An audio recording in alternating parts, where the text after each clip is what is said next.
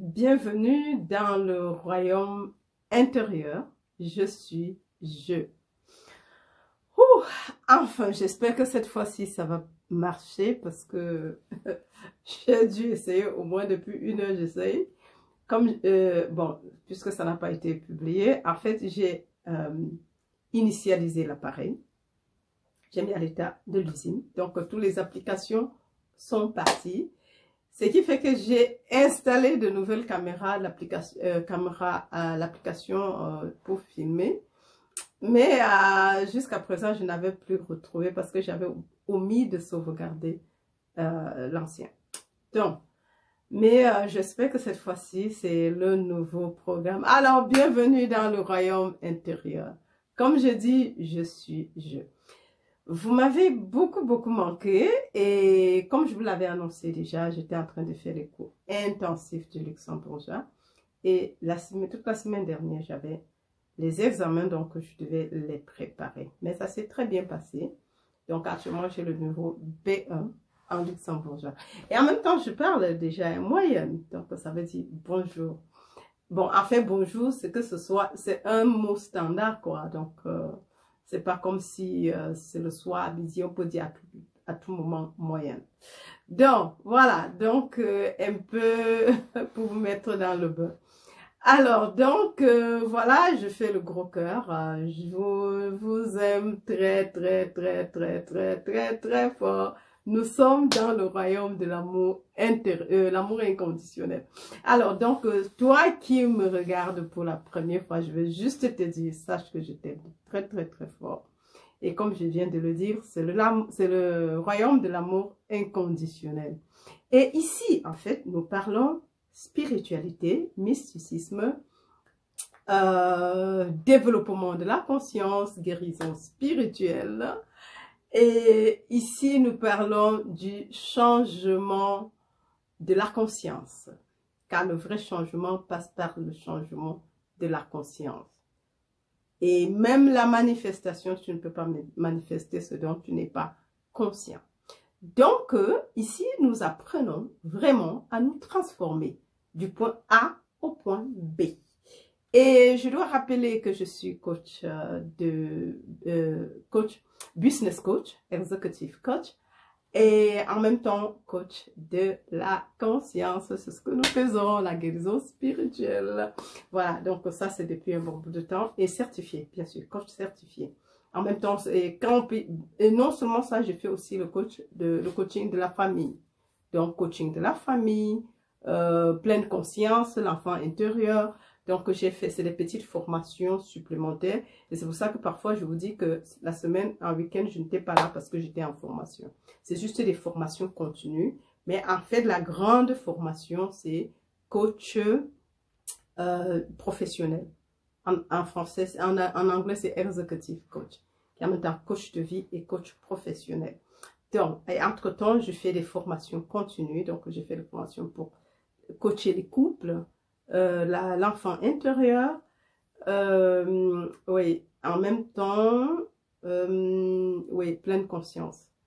Donc, c'est des formations continues qui vont tout autour du coaching. En fait, ça fait, j'essaie juste de remplir la boîte à outils du coach.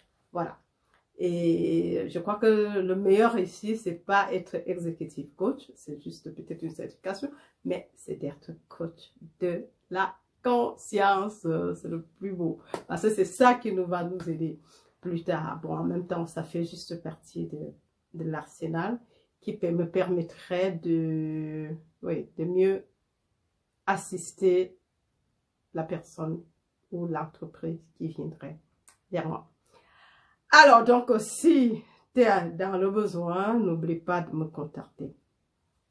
Alors, j'étais en train de dire, nous sommes en train d'étudier depuis presque 2 mois, je pense, hein, ou plus, les principes spirituels que chaque étudiant de la voie infinie devrait et doit connaître. Et j'ajoute toujours que chaque chercheur de la vérité doit connaître. Donc, ce sont pas seulement les principes pour celui qui étudie la voie infinie, mais pour celui qui veut avancer sur le chemin de la quête intérieure. Voilà, qui cherche la vérité. Et ça a été donné par Joel S. Goldsmith. Voilà, donc nous sommes déjà au principe 16 et nous avons vu que le 16, ce n'était rien d'autre que des répétitions pour le principe 4. Et le principe 17, c'est pareil, c'est juste aussi une répétition du principe 7. On va voir ça tout à l'heure. Donc, mais avant de pouvoir commencer, j'aimerais partager mes premiers fruits avec toi qui me regarde en ce moment. C'est un principe, je crois le principe 8 ou 7. Non, le principe 8 ou 9. Alors, qui dit que nous devons nous partager nos premiers fruits mutuellement. Et c'est quoi le premier fruit? C'est juste de réaliser et de reconnaître que Dieu est l'être, Dieu esprit, est l'être et l'activité qui maintient, soutient et te nourrit, toi qui me regardes. Dieu, esprit, est l'être et l'activité qui maintient, soutient et nourrit le royaume intérieur, mes amours. Donc, sans plus tarder, nous allons regarder ce que le principe 17 nous dit ici. Comme je dis, c'est juste une répétition, tout comme le principe numéro 16, 16 qu'on a vu la dernière fois. Et ici, celui-ci dit, la démonstration du bien est le résultat de la réalisation. Donc, la démonstration du bien est le résultat de la réalisation. Alors, ici, pourquoi nous disons ça? C'est en fait le principe 7 que nous avons déjà vu. C'est juste peut-être maintenant, comment on dit, on va juste en ce moment faire, juste expliquer, rappel en fait, rappel pour ça. Et le principe 7 dit, nous devons faire la démonstration de Dieu, pas la démonstration de personnes, de choses ou de conditions.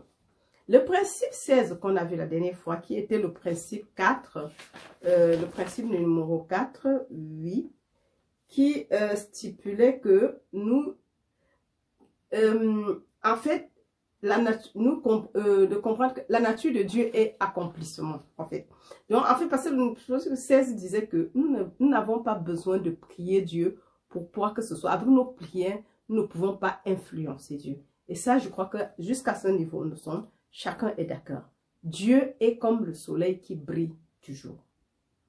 Qu'il fasse nuit, qu'il neige, qu'il vente, qu'il y ait même les tsunamis, le soleil brille toujours.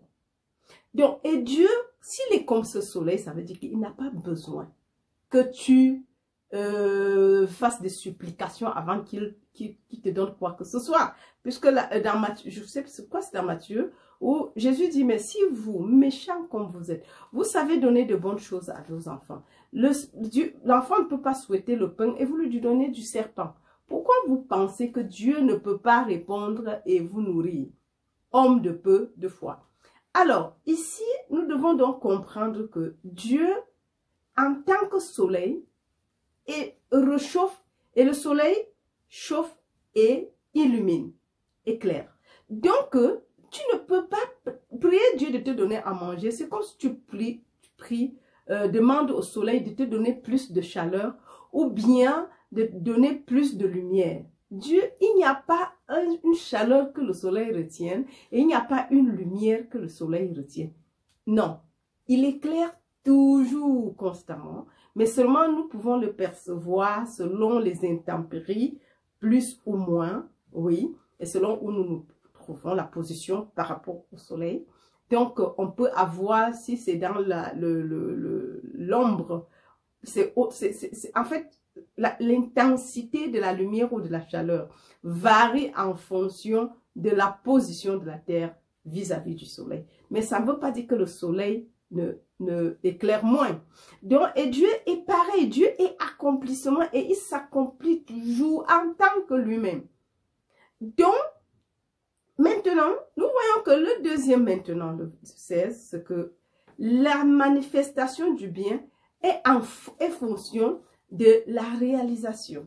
C'est-à-dire que le verset 7 qui dit que, en fait, nous devons faire la démonstration de Dieu, pas la démonstration de personnes ou de choses ou de conditions. Pourquoi? Parce que la seule chose à démontrer, c'est Dieu. Ce n'est pas les choses. Parce que Dieu est la substance de toute forme. Dieu est l'unique réalité. Donc, chercher à démontrer les choses veut dire que tu n'as pas compris. Parce que c'est ce que le commun de mortel là de recherche.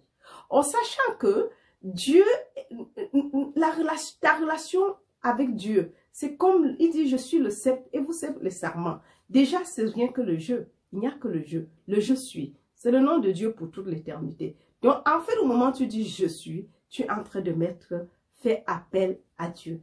Maintenant, quel est le mot qui vient après? Si tu dis je suis malade, mais je suis, qui est Dieu, qui est esprit, ne peut jamais être malade, ne peut jamais rien manquer. Donc, maintenant, donc, la réalisation de Dieu veut dire que nous devons déjà connaître notre relation personnelle avec Dieu. Dieu est mon être individuel. Dieu est ma conscience individuelle. Et je crois que c'était quel principe? Je crois que ça doit être le principe 4. Que, en fait, la réalisation de mon unicité avec Dieu entraîne, non, je crois que c'est le principe 15 plutôt, entraîne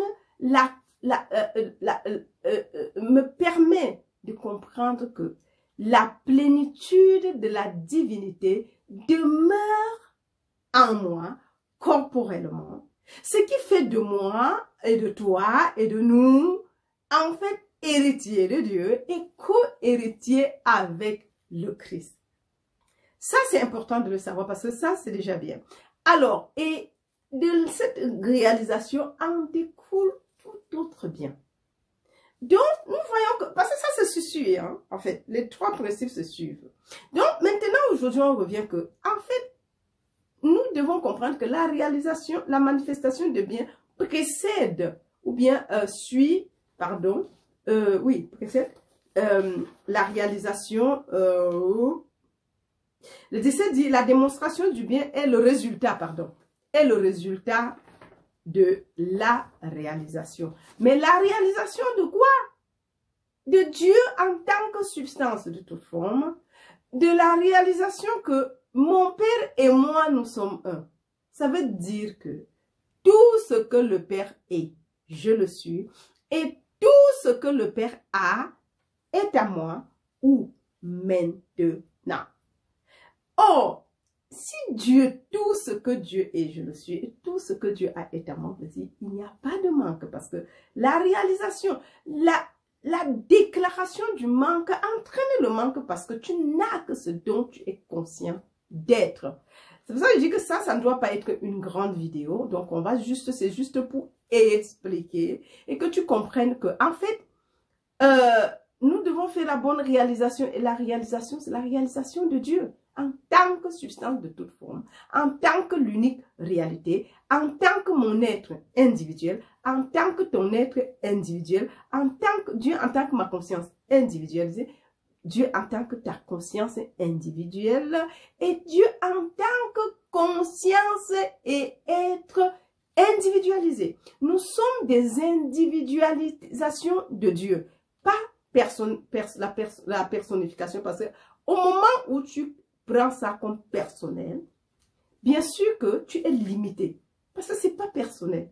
C'est pour ça que ceux qui ont personnalisé ou personnifié Dieu en Jésus-Christ seul, en tant que l'unique Fils de Dieu, ils n'ont rien compris. Parce que si je suis le Fils de Dieu par la foi, et je suis co-héritier avec le Christ et héritier de Dieu, co-héritier avec le Christ. Parce que reconnaître ta filiation divine, la réalisation de la filiation divine de tout un chacun, entraîne l'ouverture au bien illimité, à l'infini, à l'éternité.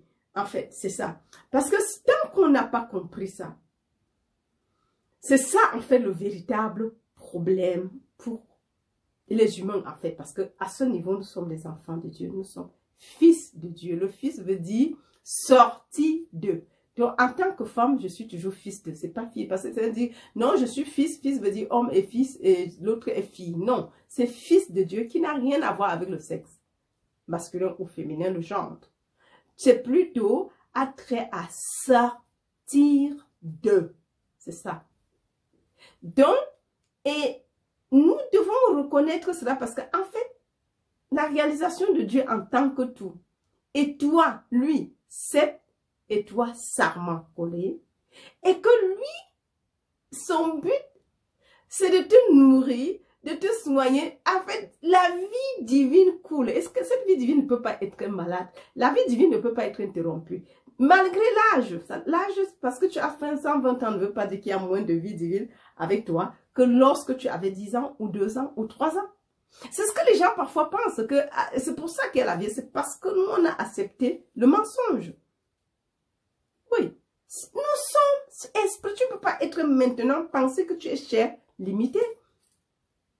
Paul a dit, je ne connais personne, je ne connais personne selon la chair, mais le Christ, la chair et le sang, mais le Christ et le Christ seul crucifié. Et d'ailleurs, que la chair et le sang ne peuvent pas hériter du royaume du ciel. C'est ce qui est écrit dans les Écritures saintes. Donc, nous devons comprendre que la réalisation, bien sûr que la manifestation doit présider, suivre est le résultat de la réalisation de qui nous sommes, de qui est Dieu, en fait. Parce que c'est là en découle, les choses coulent. Dieu s'écoule constamment. Toi, Sept et le serment, Jean 15, Dieu s'écoule constamment en tant que toi. Constamment, il est accomplissement et il s'accomplit toujours en tant que lui-même. Dieu ne peut pas te donner les choses matérielles. C'est spirituel et c'est parce que nous vivons, en fait, nous vivons dans un monde spirituel. Le monde dans lequel nous sommes, c'est un monde spirituel. Ce n'est pas un monde matériel. Ce n'est pas un monde physique et ni matériel. Et c'est pour ça que si tu définis que tu es matériel ou physique, je crois qu'on a vu dans un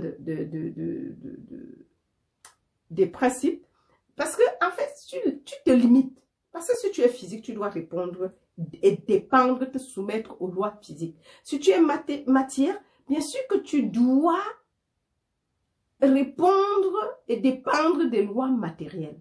Si tu es donc humain, bien sûr que tu dois dépendre et être et subir les lois humaines. Donc maintenant, ça veut dire qu'il faut bien reconnaître que tu es esprit, l'enfant du Dieu vivant, tu es le Christ, le Fils du Dieu vivant, sorti de Dieu, et que ton union consciente avec Dieu constitue ton union consciente avec tout ce qui est. Et que cette unicité avec Dieu entraîne que tout ce que Dieu a est à toi, et que ce que Dieu est, tu l'es maintenant, pas dans 20 ans, pas dans 10 ans, non, c'est maintenant. Et c'est pour ça que la réalisation, la manifestation est le résultat de la réalisation. Parce qu'en ce moment, tu restes et tu laisses Dieu se manifester au travers de toi. Et d'ailleurs, en parlant de la prière, on ne prie pas. C'est Dieu seul qui prie. C'est Dieu seul qui communie. Et c'est Dieu seul qui médite. Il n'y a pas, parce qu'il n'y a pas toi. Le je que je suis est justement la division, la dislocation, la séparation d'un je, Julie Descartes, et d'un je, toi qui me regarde. Ça n'existe pas. Il n'y a que Dieu, il y a un seul je. Le je est impersonnel parce que c'est ce que nous avons tous de commun, en commun. Je, le tronc. Si on prend l'illustration de l'arbre et des branches, c'est le tronc et nous sommes tous des branches, des sarments collés sur le tronc. Maintenant, si tu ne réalises pas que tu es collé, bien sûr, tu vas vivre comme si tu étais séparé. Et c'est là où il y a le manque. Parce qu'il y a ce jeu, on me dit, je suis, oh, je suis pauvre, oh, je suis malade. Oh, mais c'est quel jeu? C'est le petit jeu. Mais il est temps de revenir. On a vu jeu, la substance de toute forme. C'est un arrêt, donc vous pouvez aller écouter. Parce qu'en fait, cette séparation du jeu, c'est ça le sarment qui est séparé. Ça veut dire que tu t'éloignes, mais ça ne veut pas dire, ce n'est même pas comme si tu pouvais être séparé. Mais cultiver l'idée d'être séparé t'amène à vivre comme si tu l'étais réellement. Pardon. Et bien sûr, il y a coupure. Parce que c'est l'imagination. On n'est pas dans un monde physique, c'est un monde spirituel. Mais ne veut pas dire qu'en réalité, puisqu'il y a une seule vie, c'est pas parce que tu penses que tu as une vie propre à toi que tu crois qu'en réalité, il y a deux vies. Il y a une seule vie, un seul être, une seule conscience, une seule force, un seul esprit, Dieu, une seule vie, Dieu. Et cette vie est abondante, éternelle, immortelle. Oui, infinie. Donc, en fait, nous voyons que c'est notre appréhension de qui nous sommes. Qui dis-tu que tu es? Tu vois qu'on va revenir là-bas. Qui dis-tu que tu es? Et c'est ça qui détermine si tu as ou pas. La réalisation de ton union consciente avec Dieu entraîne aussi la manifestation de l'infinité de Dieu en tant que ta vie et tout ce que tu dois être. Et ça, nous devons nous coller là-bas. En fait, nous répéter. Et ça, c'est juste la théorie. Parce que ici, là, en ce moment, nous sommes en train de faire la théorie. Mais la théorie devrait aller de pair avec la méditation, le silence. Parce que reconnaître cela et asseoir dans le calme et laisse Dieu te remplir. Laisse le silence se manifester en tant que ton bien naturel. Et bien sûr, le cœur va dire que, mais comment il va savoir que c'est une villa que je veux ceci? Mais il n'y a pas de mental. Il n'y a qu'un seul mental universel. Maintenant, quand tu penses que tu es l'esprit humain, en fait, c'est ça le mental. The mind. Because il y a un seul esprit. Dieu. Il n'y a pas l'esprit Julie Desca et l'esprit Dieu. Il y a un seul. Mais le français utilise souvent mental comme étant l'esprit petit e. Vous verrez toujours, si vous lisez la Bible ou bien certains écrits, vous allez voir le grand E qui veut dire l'esprit divin et le petit e qui veut dire le mental divin. Le mental humain, pardon. Or, sur ce chemin, nous ne sommes plus des humains. L'humain ne peut pas se lier à Dieu. C'est pas possible. Tu peux être un en tant qu'humain avec Dieu. Car le sang et la chair ne peuvent pas hériter du royaume. Et où est le royaume? Nous devons réaliser que le royaume est à l'intérieur de nous. Vous voyez que c'est juste une succession de réalisation. Et en venant, puisque c'est juste un rappel, en venant, je peux lire juste peut-être la première phrase. Ceci est naturellement le principe numéro 1 de toute la voie infinie. Vous pouvez démontrer l'esprit de Dieu. Vous pouvez démontrer la réalisation de Dieu. Vous pouvez faire la démonstration du contact avec Dieu, mais vous ne pouvez pas faire la démonstration de personnes, de choses ou de lieux. C'est ainsi que nous devons constamment surveiller nos pas et nos pensées pour nous assurer que nous ne cherchons que la réalisation de la grâce de Dieu. Que nous ne cherchons qu'à être dans l'esprit du Seigneur. Car là où est l'esprit du Seigneur, il y a la liberté vis-à-vis de toutes les limitations, de toutes les limites, de toute discorde ou inharmonie. Ouais, là où il y a l'esprit de Dieu, je crois que c'est dans les épîtres aux Corinthiens.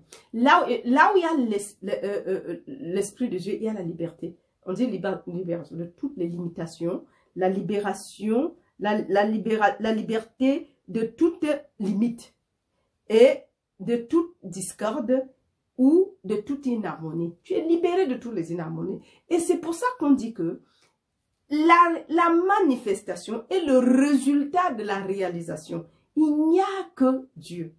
Donc, ça, nous devons réaliser. Et c'est ça, et c'est la base.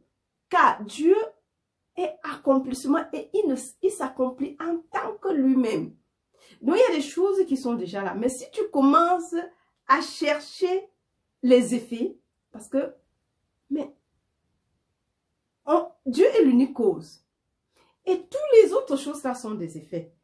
Alors, tu vas chercher l'unique cause qui manifeste toute chose, qui se transforme en toute chose, parce que ce n'est pas physique, c'est l'esprit qui est la substance, pour prendre n'importe quelle forme, où tu vas aller courir vers la forme. C'est à nous de décider. Ce n'est pas Dieu qui le décide. Mais nous devons faire le juste, la bonne réalisation. Alors, donc, ici, ainsi, notre démonstration entière est la réalisation de Dieu.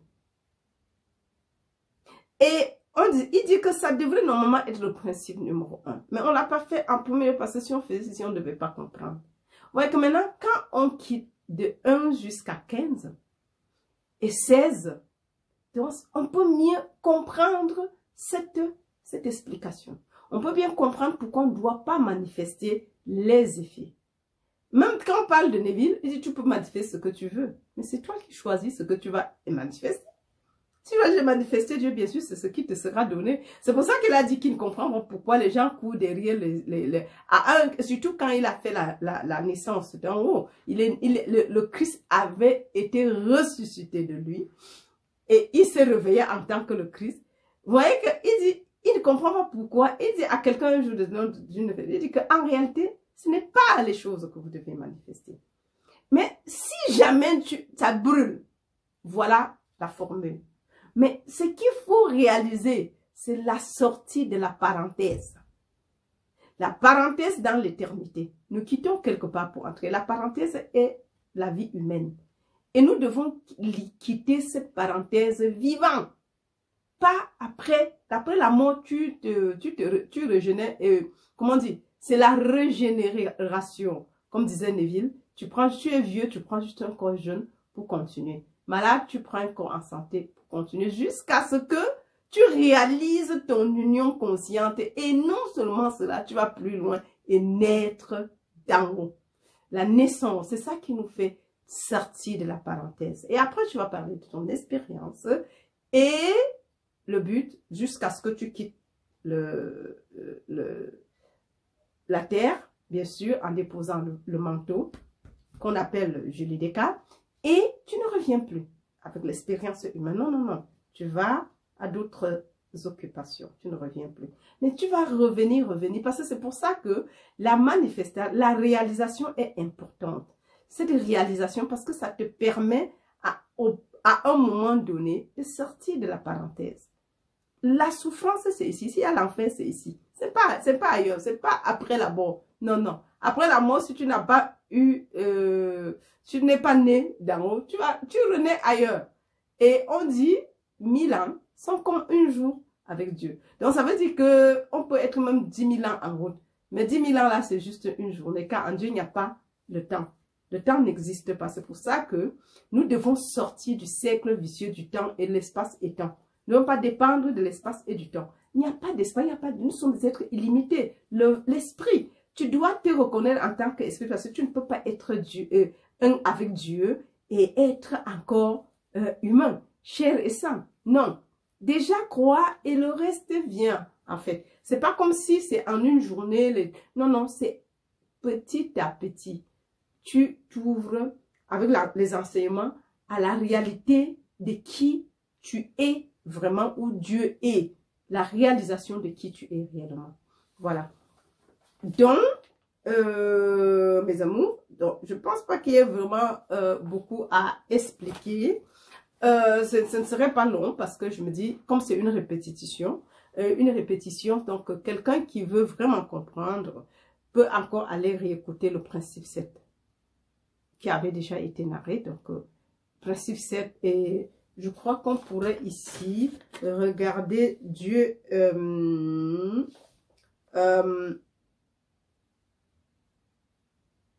oui, abandonner le sens matériel, même si c'est un bon sens réel.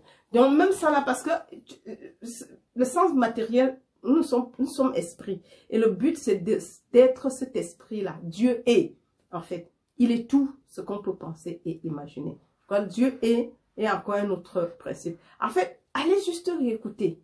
Cela vous aiderait de mieux comprendre que, en fait, pourquoi la manifestation est le résultat de la réalisation. Peu importe maintenant ce que tu réalises.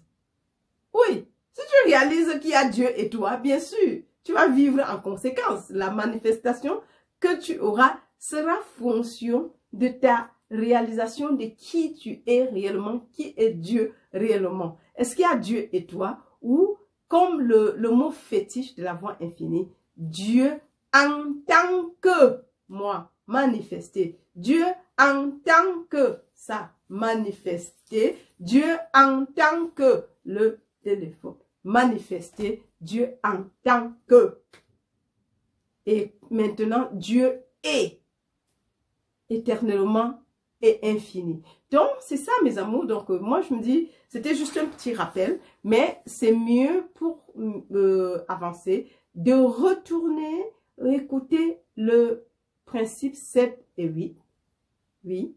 Et ça te permettait de faire, comme c'est un rappel, bon, je me suis dit, je dis quand même quelque chose, je rappelle que ce que c'est, mais c'est mieux d'aller lire, écouter, réécouter les principes 6 et le principe 4 par rapport au chapitre 16 et le principe 7 par rapport au principe 17. Voilà. Allez, donc je dis je t'aime, je t'aime, je t'aime, je t'aime de tout mon cœur, un gros cœur et sache que je t'aime de tout mon cœur et que tu es une personne merveilleuse. Allez, bye bye.